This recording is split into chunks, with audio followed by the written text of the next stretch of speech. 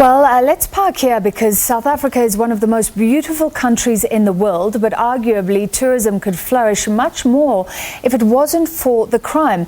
So the UK Foreign Office has issued a warning to visitors to Table Mountain. This comes, we were talking about the crime there, after the death of a tourist who was robbed and stabbed to death while walking in the Table Mountain National Park. Government has responded. To discuss, we're joined by the Minister of Tourism, Mmamoloko Kubayi-Ngubane. Great to have you with us in studio. Thank you for being here, Minister. So what's your response to this alert issued by Britain? I think firstly, we've been trying to get hold of the embassy, just to have an engagement with the embassy, because we think that the alert, quite honestly, is unwarranted. When you look at the statistics compared to what incidents we have had last year and this year, they have dropped. And the response rate from the South African police have been quite fast and quite good. But we do understand that one incident in terms of tourists being attacked is one too many. But we've just run a report saying 14 people have been attacked Yes. in the Table Mountain National Park since January. That's a lot. That's quite a lot. That's why I'm saying one is one too many. That's the issue where we're coming from. But we also saying from the colleagues at UK Embassy and also those who are interacting with, we think that the response in the manner that they have done, it's quite unfortunate, because they could have even engaged with us. The response time is quite good. One of the things that we have started looking at as the department, and we've been engaging, we're finalizing that. I announced that in our budget vote, when we tabled our budget vote in Parliament, to say we're looking at safety monitors, for example, when people are hiking, so that there can be people around, because one of the things is to have people visiting, people who have access to police. We're working together with the South African police to have this safety monitors around our areas of tourism, so that we can be able to respond positively, we can be able to reduce, but ensure that our tourists feel safe in the country. Yeah, it's not only the park. I was in Cape Town, I think last year, people saying that gangsters were killing people above St. James, above False Bay. Activists in the area have been telling SABC that nothing is being done. And surely there's technology, I don't know, drones in tourist areas. What's government involvement in pushing that, in ensuring some form of security? I think would accept that the issue of gangsterism has received the response from government point of view, with the intervention by the security cluster and the president allowing almost signing off the military to go into Western Cape, because that is one of the incidences, I mean, in terms of gangsterism around Cape Town. But what we are saying is that from our side, we will be launching a safety campaign, and we're looking at other countries, what is it that they are doing?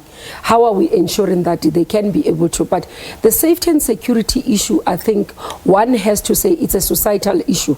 It's a broader issue more than just tourists. When we create a safe environment, which the security cluster is working on, is to ensure that everybody, both South Africans, because both even South Africans become tourists in their own country. When you travel from Johannesburg to Cape Town, you are a tourist. When you travel from Johannesburg to Kruger National Park, you are a tourist. So our interest is to make sure that everybody is safe in visiting all the areas. And what we are finding is that most of the time you find the safety inside the areas.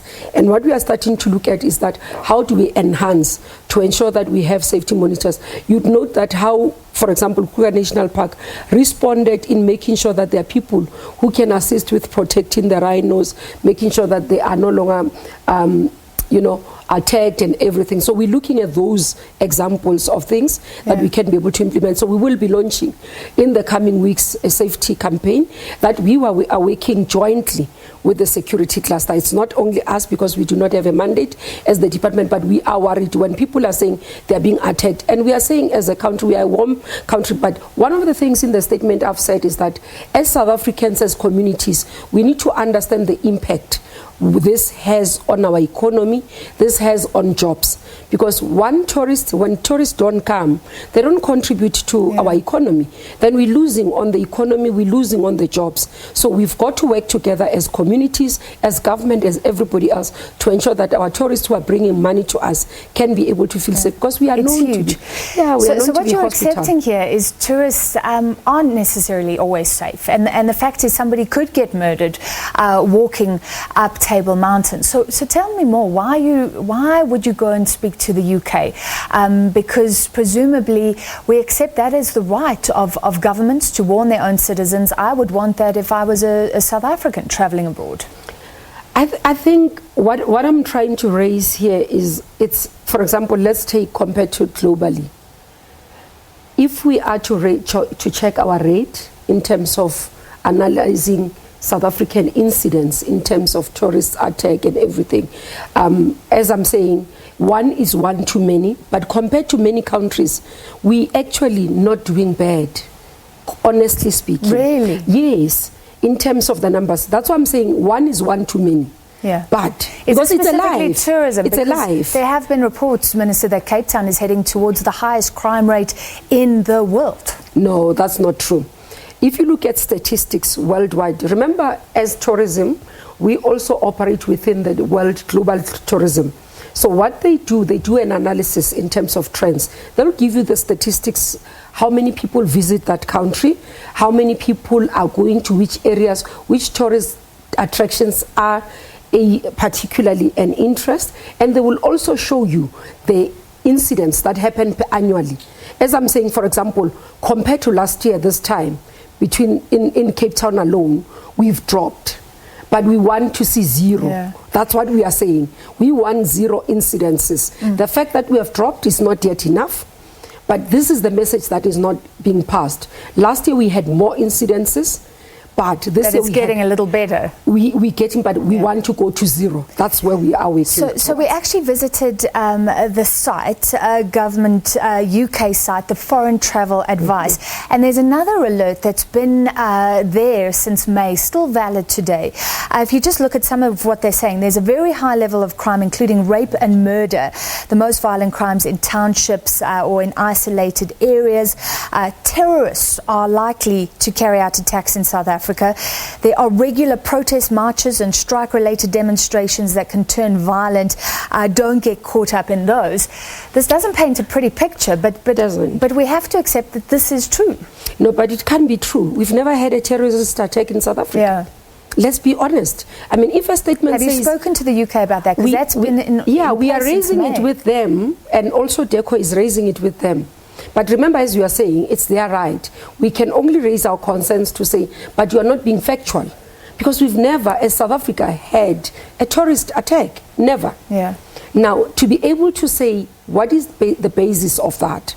That you'd be able to say South Africa can have a terrorist. Because you have to be having some scientific information, either based on tourist advisory travel, because we've got a World Tourism Council that is based on UN, that is able to give us, I mean, you look at countries where there's war, there's civil war, and you don't find that. You don't find such alerts about them.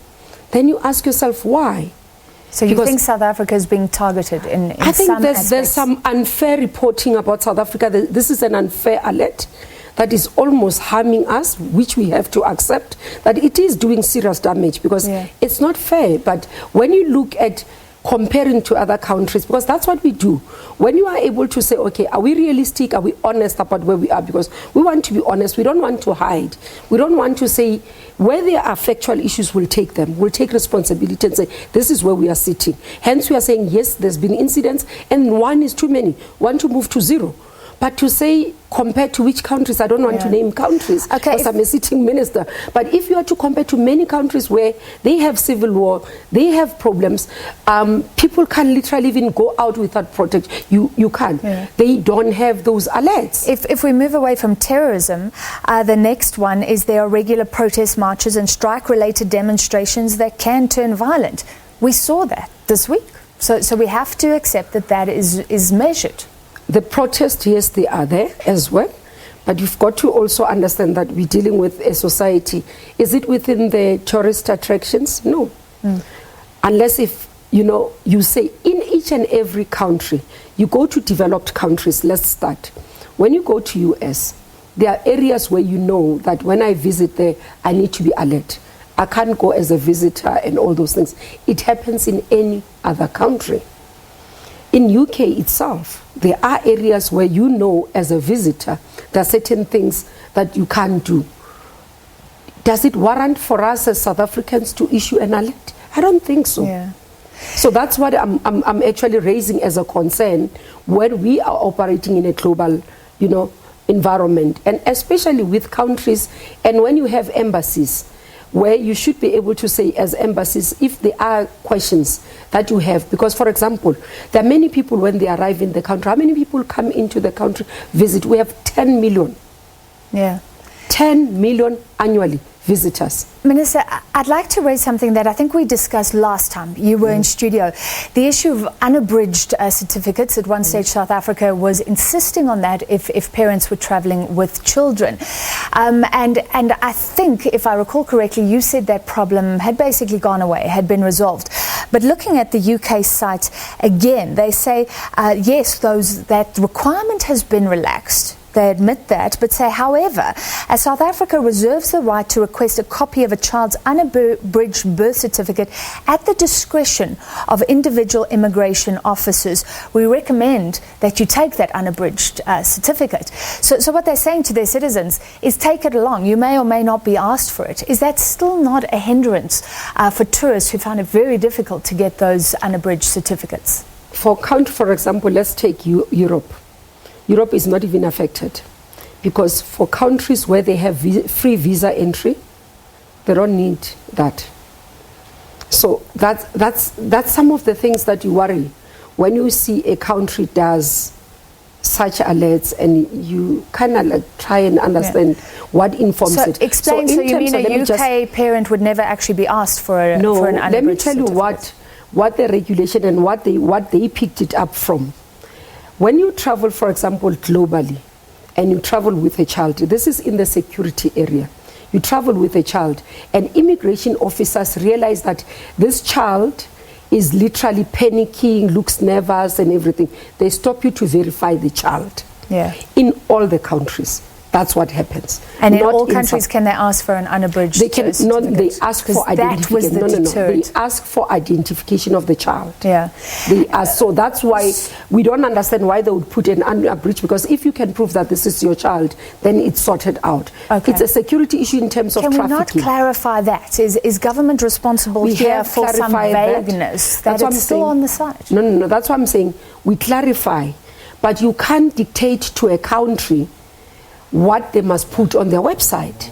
You can't dictate. We can only clarify to our people, our citizens, and to our travelers. That's why we do that with traveling agencies, with tour operators, with flight, international flights where we interact with them. We make sure on their websites the right information is there.